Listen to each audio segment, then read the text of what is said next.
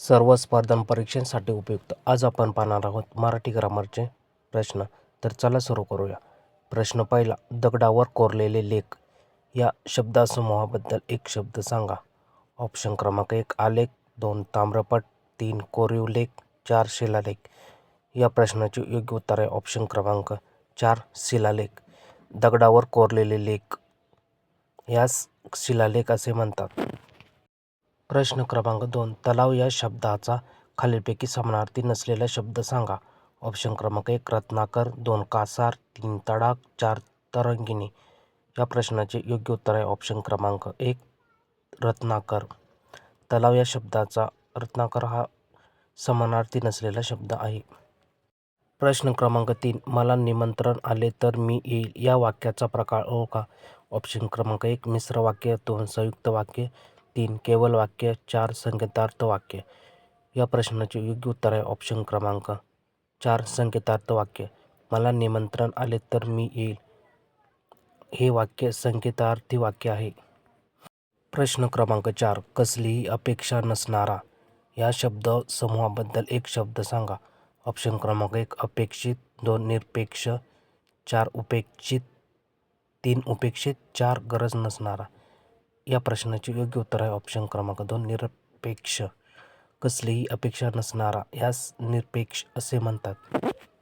प्रश्न क्रमांक 5 पाणी या शब्दाचा खालीलपैकी योग्य समानार्थी शब्द ओळखा. ऑप्शन क्रमांक 1 तोय, 2 अबो, 3 पै, 4 वरील सर्व. या प्रश्नाचे योग्य उत्तर आहे वरील सर्व. तोय, अबो, पै हे पाणी या शब्दाचे समानार्थी शब्द आहेत. प्रश्न क्रमांक 6 विडा उचलणे या वाक्यप्रचाराचा अर्थ सांगा. ऑप्शन क्रमांक 1 प्रतिज्ञा करणे, 2 मेहनत करणे, 3 मैत्री जमणे, 4 प्रतिज्ञा करणे. या प्रश्नाचे योग्य उत्तर आहे ऑप्शन क्रमांक 4 प्रतिज्ञा करणे. विडा उचलणे या वाक्याचा योग्य अर्थ आहे प्रतिज्ञा करणे. प्रश्न क्रमांक 7 ग्रंथालय या शब्दामध्ये कोणत्या प्रकारची संधी आहे. ऑप्शन क्रमांक 1 व्यंजन संधी, 2 स्वर संधी, 3 विसर्ग संधी, 4 यापैकी नाही. या प्रश्नाचे योग्य उत्तर आहे ऑप्शन क्रमांक 2 स्वर संधी. ग्रंथालय या शब्दामध्ये स्वर संधी आहे.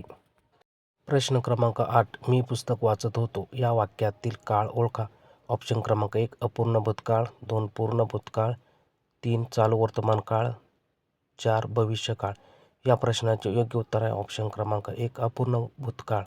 मी पुस्तक वाचत होतो या वाक्यातील काळ आहे अपूर्ण भूतकाळ. प्रश्न क्रमांक 9 शहरवासी या शब्दाचा विरुद्धार्थी शब्द सांगा. ऑप्शन क्रमांक 1 शहरीय, 2 नागरी, 3 ग्रामीण, 4 नगरवासी. या प्रश्नाचे योग्य उत्तर आहे ऑप्शन क्रमांक 3 ग्रामीण. शहरवासी या शब्दाचा विरुद्धार्थी शब्द आहे ग्रामीण. प्रश्न क्रमांक 10 अनेक शब्दाबद्दल एक शब्द सांगा. कधीही नष्ट न होणारे. ऑप्शन क्रमांक 1 शाश्वत, 2 अशाश्वत, 3 इष्ट, 4 विनाशी. या प्रश्नाचे योग्य उत्तर आहे ऑप्शन क्रमांक 1 शाश्वत. कधीही नष्ट न होणारे यास शाश्वत असे म्हणतात. प्रश्न क्रमांक 11 महानायक या कादंबरीचे लेखक कोण आहेत.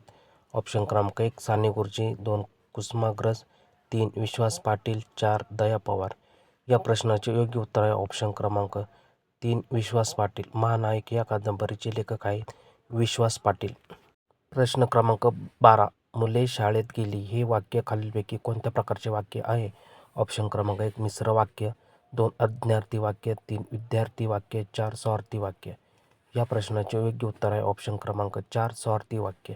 मुले शाळेत गेली या वाक्य आहे स्वार्थी वाक्य.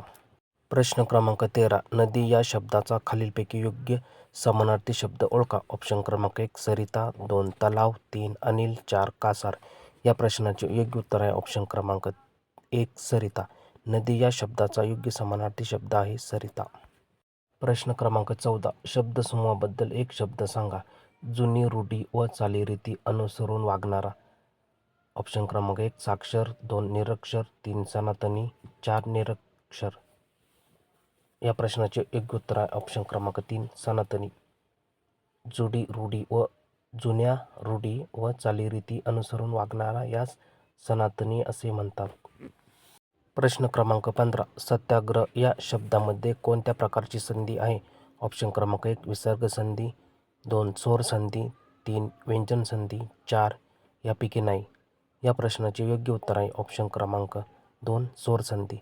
सत्याग्रह या शब्दामध्ये स्वर संधी आहे. व्हिडिओ आवडला असेल तर लाईक, शेअर आणि सबस्क्राईब करा. धन्यवाद.